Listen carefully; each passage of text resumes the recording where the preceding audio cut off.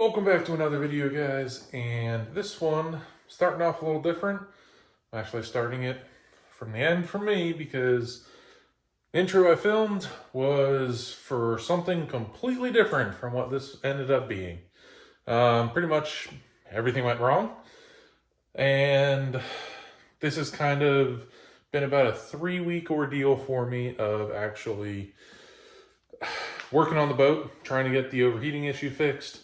Last video you saw me diagnose it, and then this one we're jumping right into fixing the problems I found in the last one.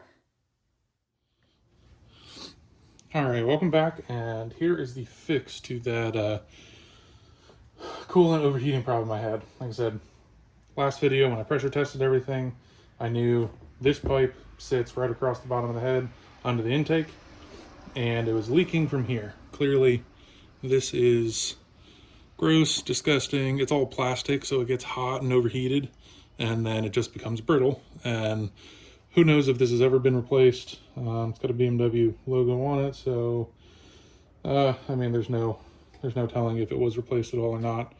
But car has 200-some thousand miles on it, so that was a failure point on this one. It should look like this. You can see that. Basically, it broke off right there where the second O-ring should be, and then I had to dig all of this first section out of that was still stuck in the head. Now, that's the upper part. The lower, which ended up having, this wasn't leaking, but when I went to take it out, it did the same thing, so it probably wasn't far behind. Again, broke that nipple off. Now, luckily for this one, I found through Euro Parts, they make a metal one or an aluminum one, so this one shouldn't get brittle and crack, but I wasn't able to find another one for the upper. But this is what I'm replacing them with, and I'm just going to throw them in now and button this thing back together.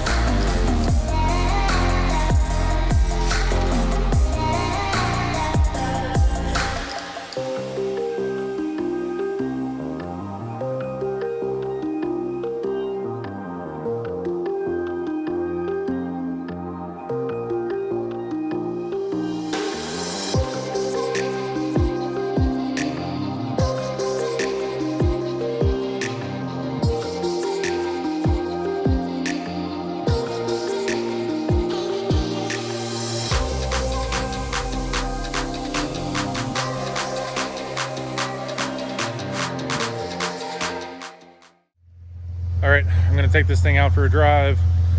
Hopefully it doesn't overheat, and hopefully this little problem, which was a real pain to deal with at the track and figure out, is done. Said, thankfully it doesn't seem like it was bigger, but we're gonna go out, run it a bit, and make sure everything works. Leaving off all the wood paneling, that way I can get to everything.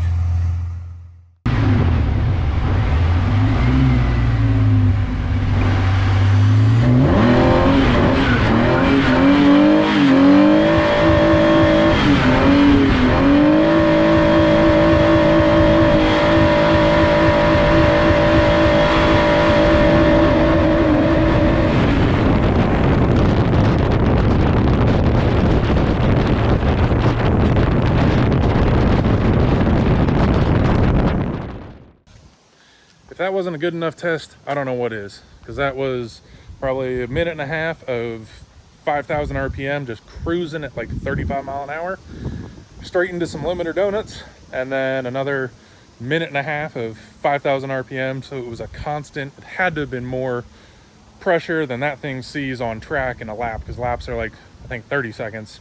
So I think that's it. I think we're fixed. Now we're gonna get back on to this week's, jet ski working on. Jet ski fixins. I don't know. We're going back to the jet ski. Hey, it's me again. Guess what? That didn't fix it. So, overheated on me again. It was weird. It was good for 2 hours.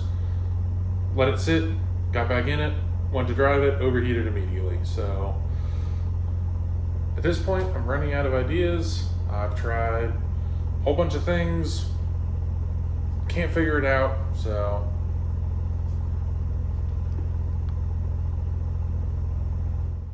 well, after many attempts, prognosis isn't good. I don't know where I left off, but I've been working on this thing for like 2 weeks, not filming much because it's just been repetitive, testing, pulling, parts off, checking, replacing. So basically, had the air leak with the hoses under the intake, fixed those, thought that was a problem, ran it, still had a problem. Thought maybe the water pump impeller was spinning on the shaft. That was not it. So that got replaced. Thermostat got replaced. Upper hose was replaced. What started this, well, way in the beginning, was a new expansion tank. I got to the point yesterday where I figured it had to be head gasket at this point. I ran compression tests on everything, on every cylinder, and they actually they're not great, but they're not terrible, and they're all even. So 168 to 160, across the board. So sure, I would have liked to see them a little higher, but they're all even, so I didn't think any problem there. I've ended up running the combustion, this guy again, multiple times, combustion leak, combustion in coolant test. So I've ran that quite a few times, and either I was just doing it wrong or wasn't getting the right readings. But this last time, following a little different directions, you can definitely tell that's yellow. The bottom one got, I don't want to say contaminated, it pulled some water in, which you're not supposed to, but straight gases into this one it's yellow. Like, it turned yellow within like the first 2 pumps. So that means it is head gasket, which is not good. So the last 4 weeks of me screwing with this, if that test had come back that way originally, I would have been so much happier. Well, not happier, but I would have been farther along to where I'm at now. Problem is, I've got 11 days until the next drift event. And with these aluminum block M54 motors, you're kind of stuck. Or you're not stuck, but you take a chance putting a head gasket on it because the blocks love to strip the threads out of the block. So you're taking a chance regardless, or finding another motor. I found another motor for a good price, but it's one of those where I've got 11 days. Today, I've got 3 hours, and then pretty much I work almost every other day. I have one full Saturday and 1 day after work. So to pull off a motor swap in that short amount of time, I don't think is going to happen, because the boat needs to get transported up to the boat shed, boat taken off the car, motor taken out of the car, new motor put in. Not saying it's impossible. I'm just not seeing it being realistic, because I also still have to go get the motor. So if we take that 1 day after work to go get the motor, which is about 2 hours away, then that knocks out that whole day.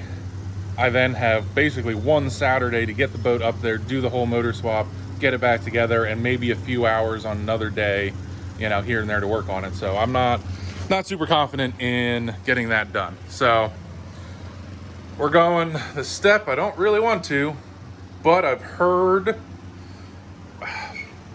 it's one of those where, I've heard other people do it, one in particular, and it lasted 3 years for him. So we're going with it.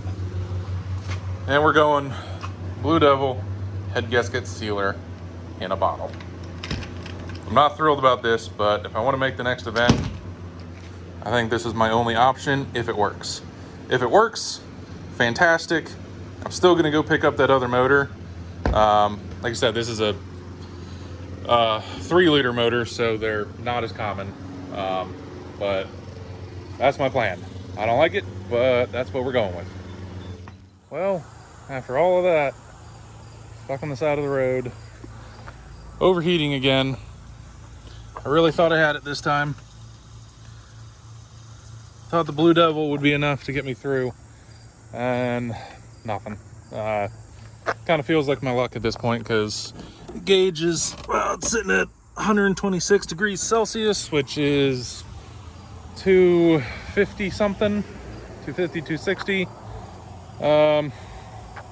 Guess I'm sitting here for a while until this cools off and see if I can get back home. Well, it's dark, but I got this thing home. Basically bobsledded it halfway down that mountain. One of those, anywhere I could, turned it off, made sure the key was back on so I had steering. But I got this thing, I don't know if you can see it because it's dark now, loaded up in the trailer. I'm taking this thing up to the boat shed where you're gonna have to stick around basically. I got another motor.